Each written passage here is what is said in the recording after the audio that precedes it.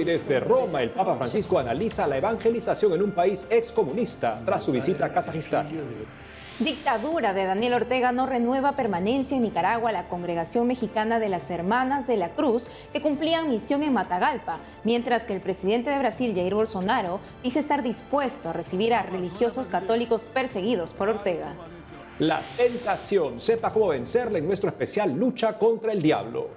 Anímese a ser catequista. La Iglesia en Venezuela nos exhorta en esta semana en que celebra este apostolado. Hoy es la fiesta de San Mateo Apóstol y Evangelista. Hola Natalie, qué gusto verte. Hola Eddie, muy feliz de estar contigo y con nuestros televidentes. Así es amigos, gracias por acompañarnos en su programa de noticias con enfoque católico. Soy Eddie Rodríguez Morel. Yo soy Natalie Paredes. El Papa Francisco pidió a toda la comunidad cristiana y personas de buena voluntad que se incremente la solidaridad para ayudar a los afectados por el huracán Fiona y manifestar así la cercanía fraterna a la cual estamos todos llamados. Lo dijo en un mensaje dirigido a los obispos de Santo Domingo y Puerto Rico. En su comunicación, el Papa dice que eleva su ferviente oración al Padre Clementísimo, suplicándole que conceda su consuelo al amado pueblo que sufre estas adversidades. Más noticias sobre el Papa con nuestra corresponsal Almudena Martínez Bordiú. Aquí en la Plaza de San Pedro, donde el Papa Francisco ha presidido la audiencia general, como cada miércoles, ante miles de fieles y peregrinos de todas partes del mundo. Durante su catequesis, el Santo Padre reflexionó acerca de su viaje apostólico a Kazajistán, donde estuvo desde el 13 hasta el 15 de septiembre para participar en el 7º Congreso de los líderes de las religiones mundiales y tradicionales.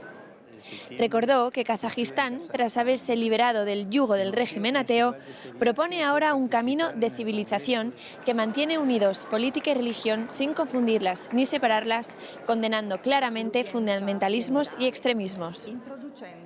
Además, destacó que se reunió con algunos católicos de este país asiático y dijo que le ha alegrado mucho encontrar una comunidad de personas contentas, alegres y con entusiasmo.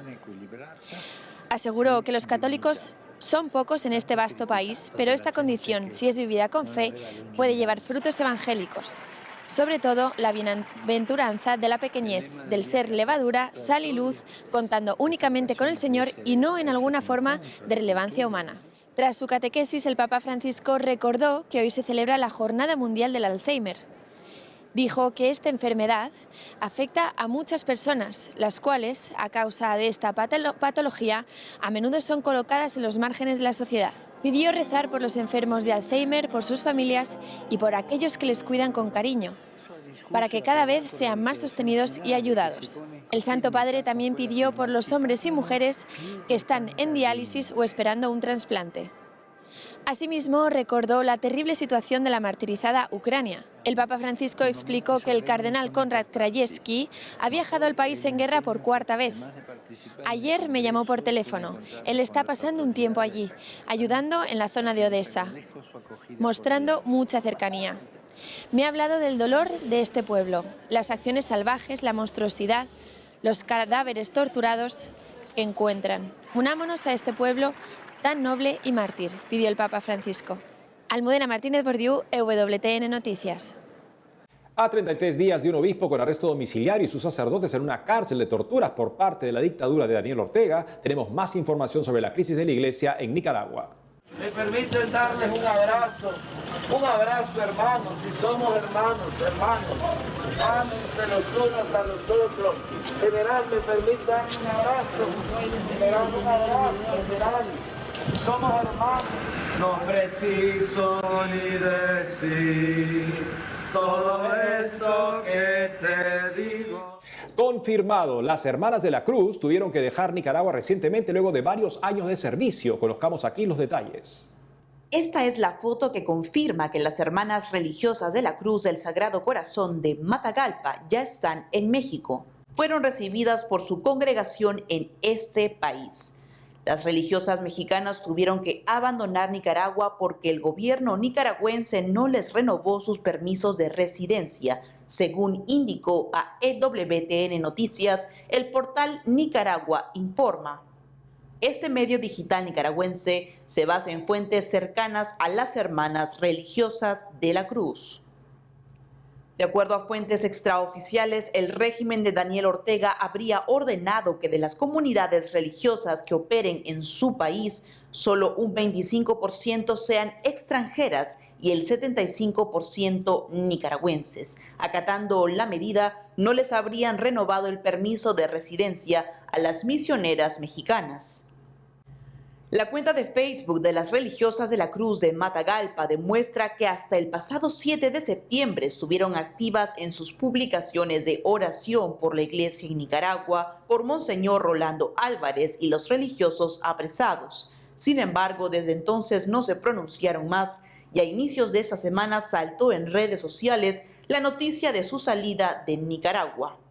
Las religiosas de la Cruz eran misioneras mexicanas que durante 6 años se dedicaron al servicio pastoral en la diócesis de Matagalpa, en Nicaragua. Asistían al Santísimo Sacramento, rezaban el rosario en la Catedral de Matagalpa y también realizaban una labor espiritual en colegios matagalpinos. Este artículo de la diócesis de Matagalpa de hace unos años confirma su adhesión con el obispo de la ciudad, Monseñor Rolando Álvarez, quien les dedicó estas palabras en su 4º año de servicio en territorio matagalpino. El obispo aseguró que la llegada de las religiosas al país hace 4 años y específicamente a la diócesis de Matagalpa es una bendición porque en ese momento ni yo ni ustedes nos imaginábamos lo que nos esperaba. No conozco los otros conventos de ustedes, pero les digo algo, este es el más bello. La Congregación de las Religiosas de la Cruz es de origen mexicano y fue fundada en 1897 por la Beata Concepción Cabrera de Armida, más conocida como la Beata Conchita. En Matagalpa fueron profundamente queridas, como lo demuestran estos comentarios en redes sociales tras su llegada a México. El pueblo de Nicaragua les agradece mucho su entrega generosa y todos los hijos de Conchita las esperamos a ese país católico. La obra de Dios prevalecerá. Beata Concepción Cabrera de Armida ruega por nosotros. Amén. Madre Yolanda, nos harán mucha falta. Sor Irma, su alegría nos contagiaba siempre. Hermana Feli, su entrega a Cristo es un ejemplo a seguir. Hermana Martita, la flor fragante del jardín de Jesús. Hermana María Ángeles, gracias por su entrega a Nicaragua. Al cierre de este informe se desconoce el número exacto de hermanas de la Cruz que dejaron Nicaragua. De igual modo, las autoridades nicaragüenses no han brindado ninguna información sobre su salida. Hermanas Religiosas de la Cruz del Sagrado Corazón se convierte en la segunda congregación religiosa que el régimen sandinista expulsa. La primera fue el pasado 6 de julio, cuando las misioneras de la Caridad de Madre Teresa de Calcuta fueron desterradas de la nación centroamericana. Y mientras en Nicaragua el gobierno expulsa a los religiosos católicos, en Brasil el gobierno está dispuesto a darles la mano. Este martes 20, durante la sesión 76 de la Asamblea General de las Naciones Unidas, el presidente de Brasil, Jair Bolsonaro, hizo un importante anuncio para la Iglesia Católica en Nicaragua. Escuchemos sus palabras. Quiero anunciar aquí que Brasil abre sus puertas para recibir a padres y monjas católicos que han sufrido persecución del régimen dictatorial de Nicaragua. Brasil repudia la persecución religiosa en cualquier país del mundo. Otros valores fundamentales para la sociedad brasileña con implicaciones en la agenda de los derechos humanos son la defensa de la vida, el derecho a la vida desde la concepción, el derecho a la autodefensa y el repudio a la ideología de género. Y el repudio a la ideología de género. Me permiten darles un abrazo hermanos, si somos hermanos, ámense los unos a los otros. General, me permite darle un abrazo, general, somos hermanos.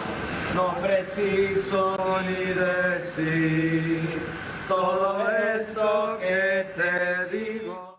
Y ahora, la tentación. ¿Cómo vencerla en nuestro especial Lucha contra el Diablo?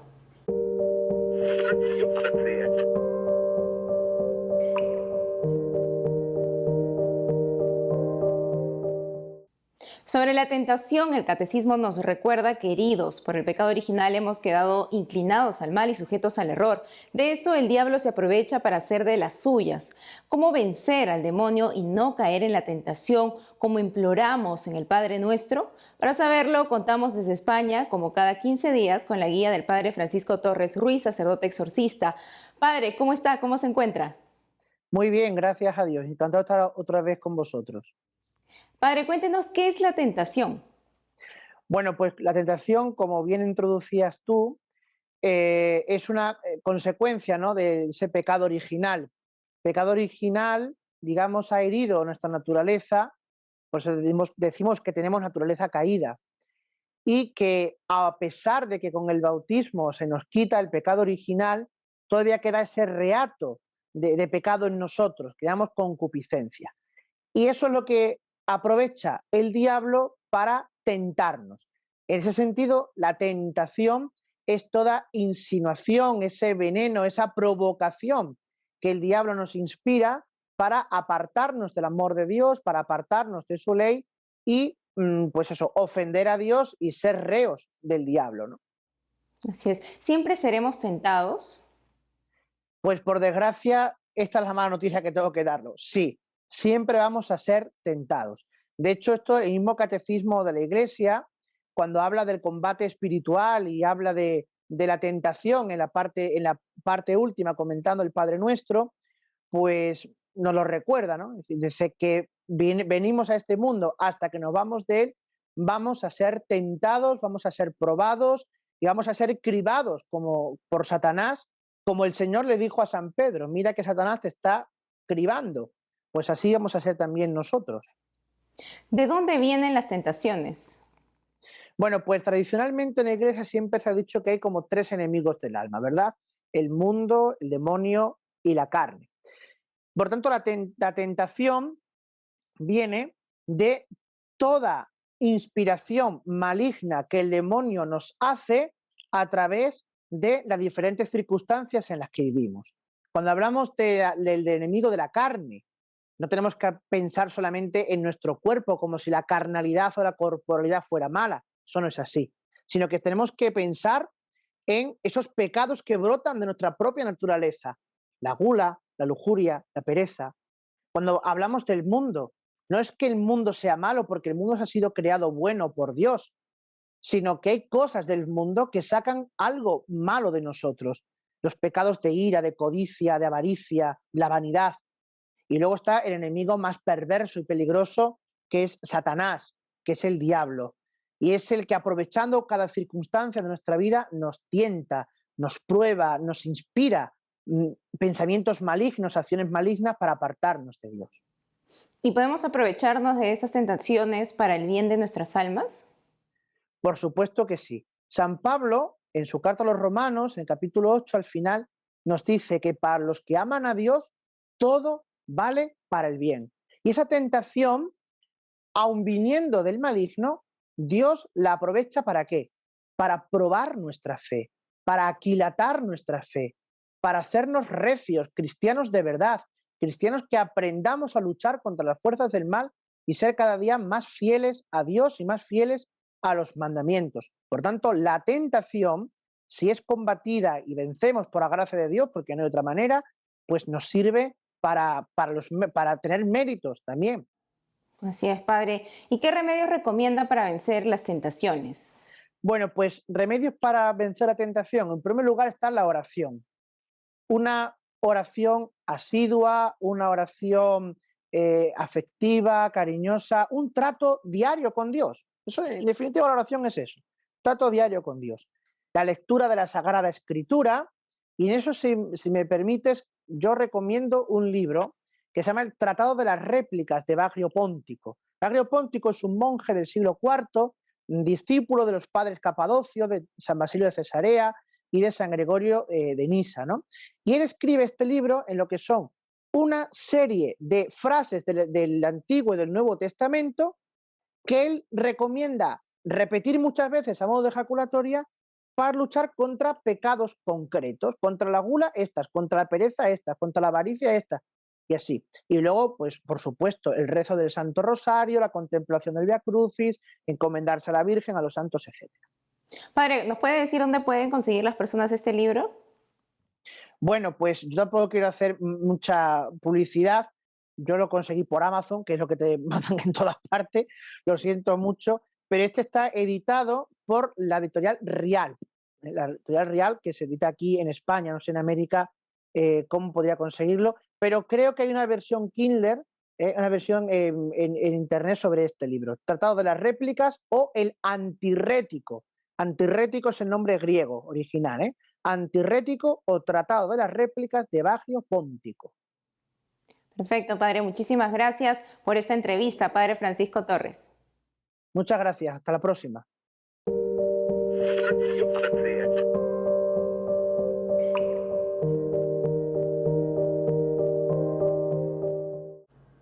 Una breve pausa y al volver, anímese a ser catequista. La Iglesia en Venezuela nos exhorta en esta semana en que celebra este apostolado. Hoy es la fiesta de San Mateo Apóstol y Evangelista. Ya regresamos con más noticias con Enfoque Católico.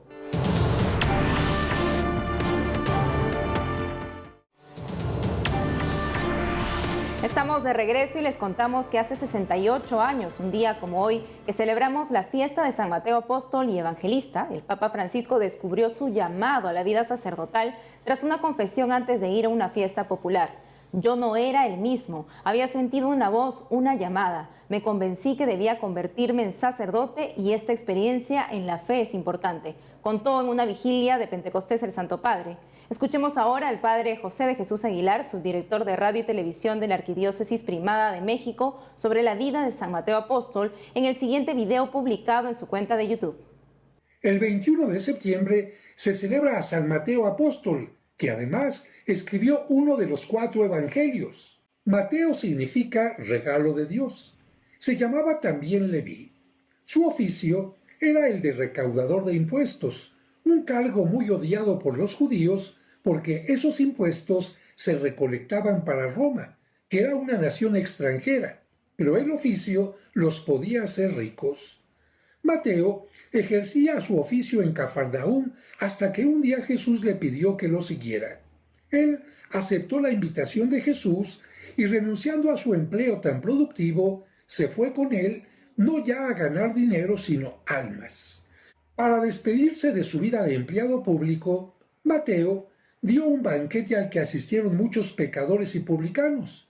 Así que los fariseos se escandalizaron y les preguntaron a los apóstoles por qué Cristo comía con publicanos y pecadores, a lo que Jesús respondió diciendo: no necesitan médicos los que están sanos, sino los que están enfermos. Yo no he venido a buscar santos, sino pecadores, y a salvar lo que estaba perdido. Desde entonces, Mateo siempre estuvo al lado de Jesús, siendo testigo de sus palabras y obras. Después de que Cristo ascendió a los cielos, Mateo dejó Jerusalén para ir a evangelizar, pero lamentablemente, por predicar la fe, murió martirizado. Es el momento de las noticias sobre la Iglesia en Centroamérica. Desde El Salvador nos informa nuestra corresponsal, Sara Larín. Hola amigos, los saludo desde la ciudad de San Salvador en la parroquia María Auxiliadora. Para iniciar con el reportaje de la información, les comento acerca de la tradicional fiesta de los farolitos en honor a la Santísima Virgen María en El Salvador. Desde hace 170 años, los salvadoreños celebran la tradicional fiesta de los farolitos en el pueblo Concepción de Ataco, ubicado en el departamento de Ahuachapán. La festividad honra el nacimiento de nuestra Santísima Virgen María, Madre de Jesús. El relato popular cuenta que durante un terremoto ocurrido en 1850, los lugareños imploraron la protección de la Virgen María por coincidir con la víspera de su nacimiento, prometiendo que harían una celebración en su honor cada 7 de septiembre, iluminando sus hogares con farolitos en agradecimiento por el favor de la Virgen Niña. En otras noticias, les comento acerca de un comunicado emitido por la Conferencia Episcopal de Honduras para reiterar el rechazo de la Iglesia Católica a la píldora abortiva. El pasado 9 de septiembre, en la ciudad de Tegucigalpa, la Conferencia Episcopal de Honduras reafirmó su postura en contra del uso de la pastilla anticonceptiva de emergencia, conocida como PAE. En el comunicado, los obispos expresaron que en vista de que algunos medios de comunicación han especulado respecto a la posición de la Iglesia frente al uso de la píldora, es necesario aclarar que la postura no ha variado en absolutamente nada, reiterando que la Iglesia Católica defiende y respeta la vida humana desde la concepción hasta su término natural, haciendo énfasis en que la píldora PAE sigue siendo categóricamente considerada como abortiva. Finalmente les comento que por primera vez en la historia un presbítero salvadoreño ha sido seleccionado para estudiar en la Academia Eclesiástica Pontificia. El presbítero Jorge Alberto Alvarenga ha sido seleccionado como el primer sacerdote salvadoreño para estudiar en la Academia Eclesiástica Pontificia, ubicada en la ciudad de Roma, una escuela que tiene como finalidad preparar a los candidatos para el servicio diplomático de la Santa Sede, mediante cursos de estudio específico de materias como Derecho Internacional, Diplomacia Pontificia, Idiomas, Formación Humana y Sacerdotal. El padre Jorge Alvarenga es reconocido en El Salvador por su labor pastoral, por ser autor del libro Defendiendo el Don de la Vida y por su compromiso con la formación en temas relacionados a la bioética. En la ciudad de San Salvador, Sara Larín, EWTN Noticias. Ahora les contamos que desde el 18 hasta el 25 de septiembre la Iglesia en Venezuela está celebrando la Semana Nacional de Catequesis 2022. Es por ello que estamos conectados desde Venezuela con el Padre Santiago León, director del Departamento de Catequesis del Secretariado Permanente del Episcopado Venezolano, con quien hablaremos sobre el perfil del buen catequista y su función como agente de evangelización. Padre, un gusto tenerlo en el programa. Cuéntenos qué significa catequesis en la Iglesia. Saludos para todos. La catequesis en la Iglesia es el servicio de la palabra que hace eco de ese resonar del Evangelio para educar en la maduración de la fe. El servicio de la catequesis, en definitiva, es un acompañar el proceso de fe de las personas. Por ello, la catequesis hace resonancia de ese Evangelio a fin de que la vida tenga un significado donde la fe pues, es expresada, orada, celebrada, pero sobre todo vivida en lo cotidiano. ¿Cuál es la labor del catequista?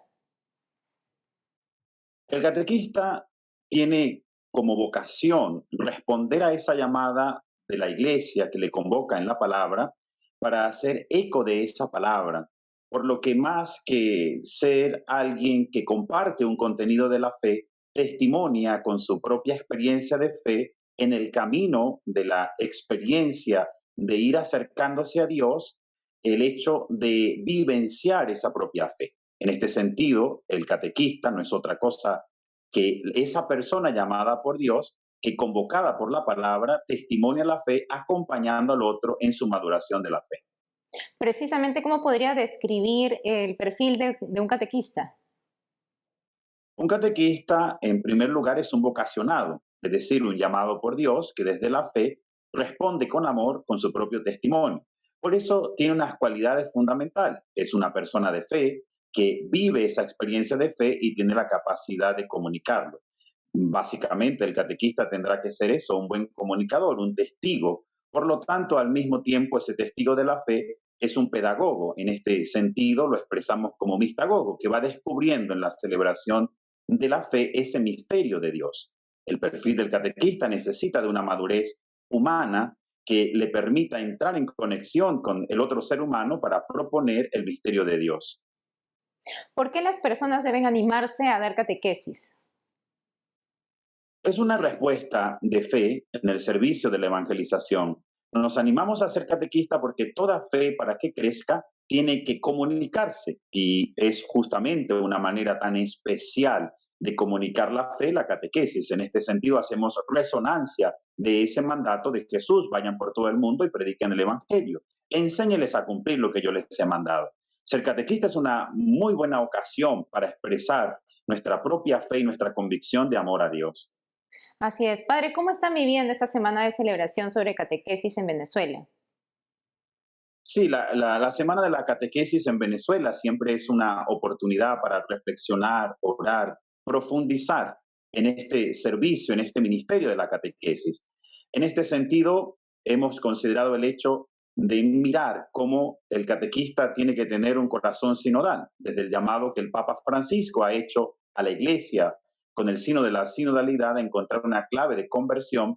Hemos querido celebrar esta Semana de la Catequesis con diversos momentos de reflexión personal, de meditación de la palabra de Dios, de encuentro comunitario, de también presencia en las redes sociales y nuestra celebración con el envío de los catequistas, considerando los hechos fundamentales o características del proceso sinodal en el corazón del catequista, como es el diálogo, como es la escucha, la integración, y ese compromiso dispuesto a caminar juntos en el servicio de la evangelización de la Iglesia. Así es, Padre, esperamos que los catequistas puedan hacer este compromiso de evangelización siempre y a diario. Padre Santiago León, gracias por la entrevista. Gracias a ustedes, Dios les bendiga. Y eso es todo por hoy, amigos. Gracias por acompañarnos. Ya saben que pueden seguirnos en nuestras redes sociales y en wtnnoticias.com. Hasta mañana.